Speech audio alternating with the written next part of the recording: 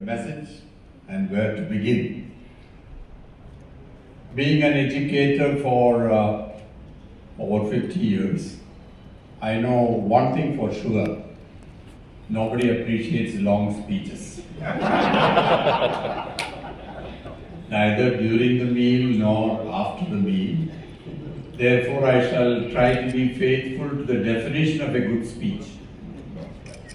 A good speech is said to have a good beginning and a good end, both the parts being kept close to each other. Well, I'm certainly humbled by the goodly presence of so many former students, officials, dignitaries, well-wishers of the Montfort brothers.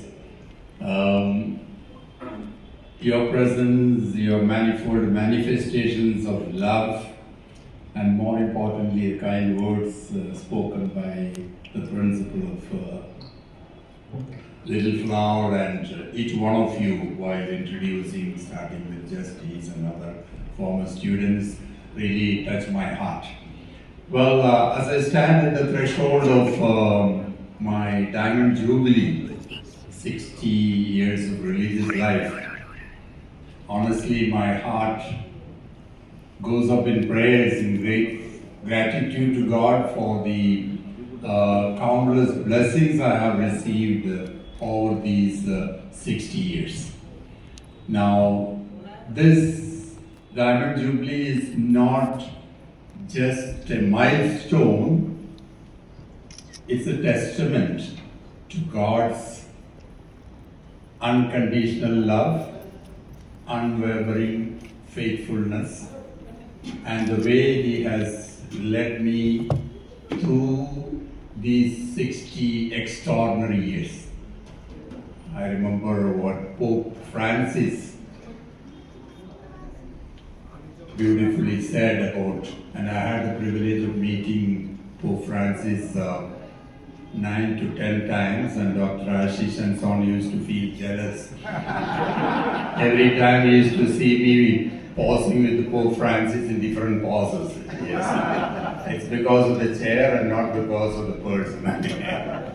He said, every Jubilee is an opportunity to remember the past with gratitude, to live the present with passion, and to embrace the future with hope. And that is what I consider myself as. Now, this milestone is not mine alone.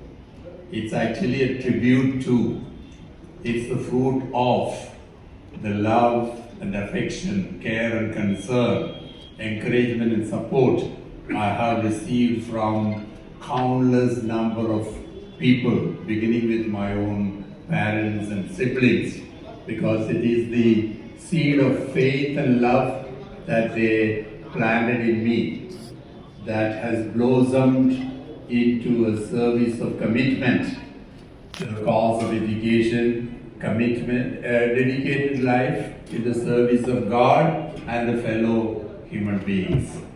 Similarly, I am indebted to the opportunities that I have received from the congregation. I have literally learned, grown, and learned to serve the society thanks to the opportunities I have received from the congregation. Many of you will not know. I was invited to head an institution when I was just 31 years. I had the privilege of visiting European countries way back in '82. I was one of the first to be sent to the United States for higher education. And more importantly, as Brother Principal mentioned, I had the distinction or distinct privilege, I would say, honor of being the Superior General, the first non-European Superior General of the congregation, not for 6 years, but 12 years. Therefore, I'm always grateful to the Society of the Brothers for their trust, for all the love that they have given me over these 60 years.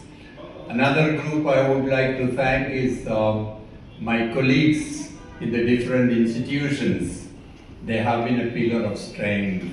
My teachers who have walked with me through struggles and successes. Together we have created history. We have formed, shaped hundreds of students to be leaders in the society. And more importantly, I'm honored by the love and affection, care and concern I have received from my students. Starting with the first batch is here, 1974, 10th class, 1970. So I started teaching in 1970 when I was young and more handsome than what I am. So honestly, I have seen many of the students in the college and the teachers would have heard me repeat one statement of Dr. Kallarackal. He said, love of the students and love of the subject are the two essential ingredients of a good teacher.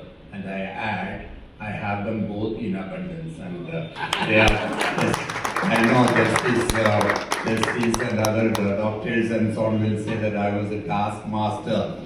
But I console myself with the words of Oliver Goldsmith. He said, if severe in art, the love that he bore for learning was at fault.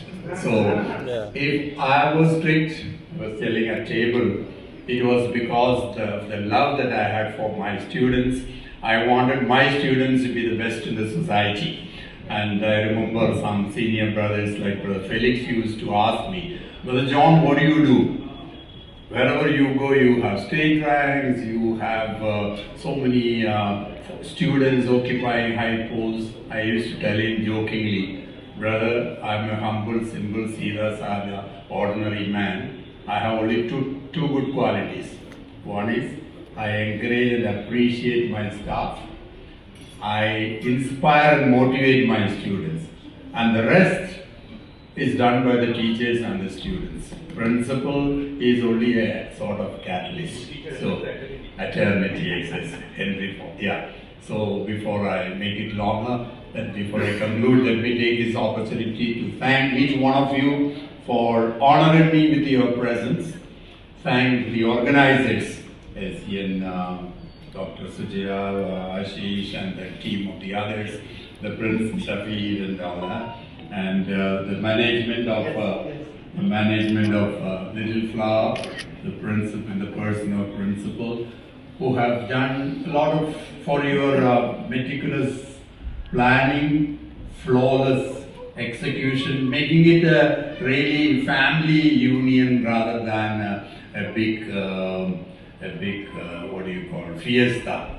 But let us remember this evening not for recalling the past glories, but let this be an opportunity to infuse new enthusiasm in each one of us.